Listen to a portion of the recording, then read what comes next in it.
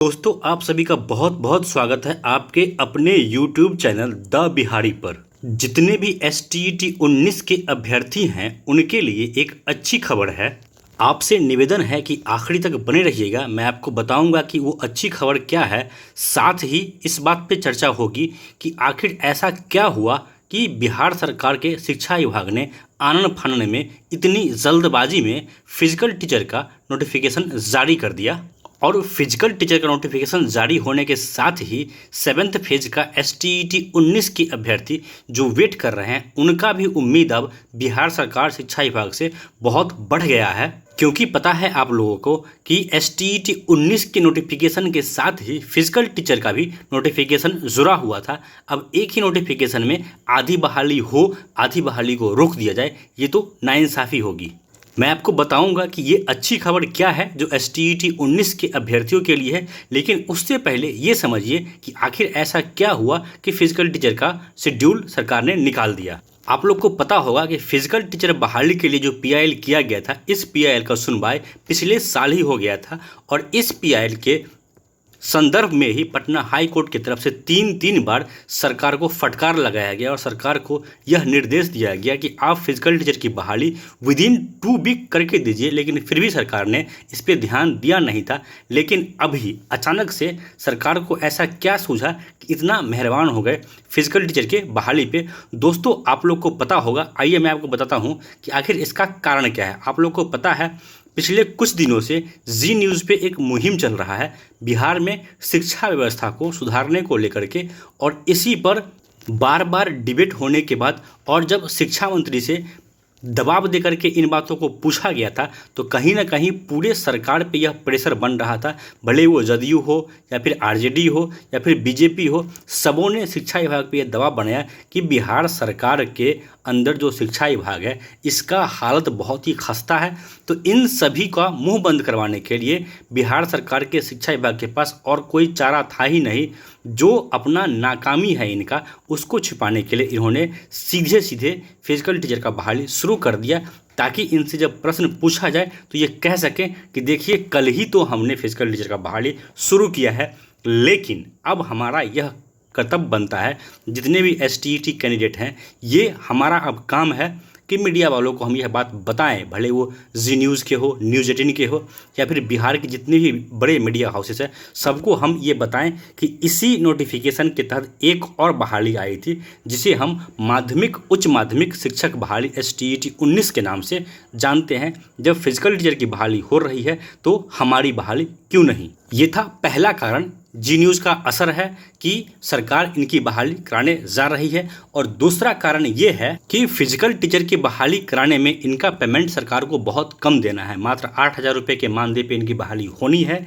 इसीलिए सरकार ने एक तीर से दो निशाने का काम किया है। एक तरफ सैलरी भी कम देना पड़ेगा और ढिंढोरा भी पिटवा देंगे कि देखिए हमने लगभग 3,000 से अधिक फिजिकल टीचर का बहाली सरकारी विद्यालयों में करवा दिया। अब आइए जानते हैं कि STET 19 के जो अभ्यर्थी हैं इनके लिए अच्छी खबर क्या है। आप लोगों ने इस नोटिफिकेशन को ज़रूर देखा होगा और इसका पॉइंट नंबर 4 आप लोगों ने शायद पढ़ा भी होगा। देखिए इस पॉइंट में कहा गया है, विभागीय अधिसूचना संख्या 1378 दिनांक 17/12/2021 में निहित प्रावधान के अनुरूप मेगा सूची का निर्माण किया जाएगा। यानी कि यह जो विवाद है कि आगे मेरिट लिस्ट यानी आगे जो मेगा सूची बननी है वो एकेडमिक पे बननी है या फिर STET के जो मार्क्स है उसके आधार पे बननी है, इसको लेकर के देखिए साफ साफ इसमें कहा दिया गया है कि जो मेगा सूची बनेगी वो विभागीय अधिसूचना संख्या 1378 के हिसाब से बनेगी। तो आइए मैं आपको दिखाता हूँ कि विभागीय अधिसूचना 1378 आखिर कहता क्या है। अगर यह अधिसूचना कहता है कि एकेडमिक आधार पर बहाली होगी तो हम लोग ये मान के चलेंगे कि आगे STET की बहाली भी एकेडमिक के मार्क्स पे होगी। लेकिन अगर यह अधिसूचना ये कहता है कि बहाली STET के मार्क्स पे होगी तो हम ये मान के चलेंगे कि आगे की बहाली STET के मार्क्स पे होगी। तो सभी कन्फ्यूजन को ख़त्म करते हैं। आइए मैं आपको दिखाता हूँ यह अधिसूचना वास्तव में कहता क्या है। दोस्तों यही है आपका विभागीय अधिसूचना। आप लोग देख सकते हैं यहाँ पे नंबर 1378, डेट वही है जो वहाँ पे लिखा गया था 13/12/2021। आइए मैं आपको इसमें दिखा देता हूँ क्लियर कट अधिसूचना नंबर और डेट यहाँ नीचे भी लिखा हुआ है देखिए ज्ञापन संख्या 1378, इसके अलावे जो डेट दिया गया है 17/12/2021, यानी कि इसी अधिसूचना के आधार पे फिजिकल टीचर की बहाली होनी है। अब इस अधिसूचना में जरा देख लेते हैं हम लोग कि मेधा सूची किस आधार पर बनाने की बात कही गई है। यह जो अधिसूचना है मैं अपने टेलीग्राम चैनल पे इसका PDF डाल रहा हूं और टेलीग्राम चैनल का लिंक इस वीडियो के डिस्क्रिप्शन में मैं डाल रहा हूं।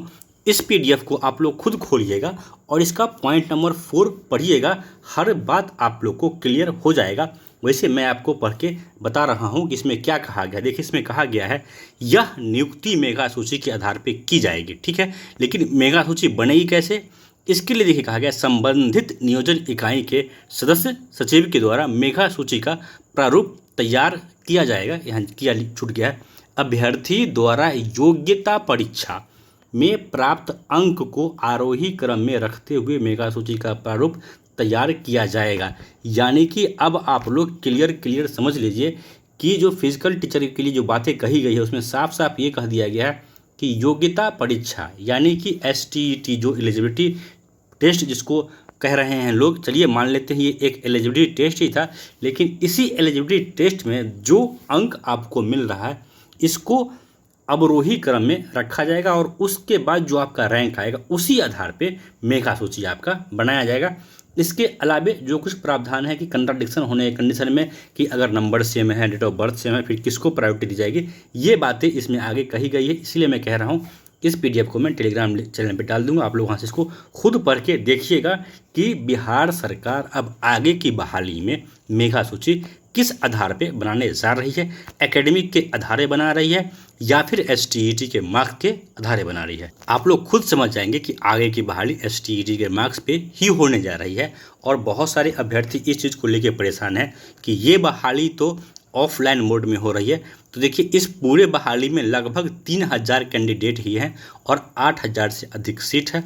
तो इस बहाली को आप लोग साफ सुथरा पूरा होने दें, इस पर कोई रोक ना लगाएं, क्योंकि ये ऑफलाइन भी होगा तो ज़्यादा परेशानी नहीं होने वाला है। लेकिन इस चीज़ के लिए आप लोग निश्चिंत रहिए कि STET 19 माध्यमिक उच्च माध्यमिक का बहाली सिर्फ और सिर्फ ऑनलाइन मोड से होगा। और जहां तक सूचना निकल के आ रही है सरकार ने इसके लिए ऑलरेडी वेब पोर्टल तैयार भी कर लिया है। इसीलिए मैं कई दिनों से इस बात को कह रहा हूं कि मेरिट नॉट मेरिट के विवाद को साइड करते हुए एक ज़ोरदार आंदोलन कीजिए और सिर्फ 7th फेज माध्यमिक उच्च माध्यमिक नोटिफिकेशन रिलीज़ करने के लिए सरकार पे दबाव बनाइए, क्योंकि अगर नोटिफिकेशन निकल गया तो बहाली सबकी 100% सुनिश्चित है। दोस्तों आपने अपना कीमती समय निकाल के इस वीडियो को देखा, इसके लिए आप लोग का बहुत बहुत धन्यवाद।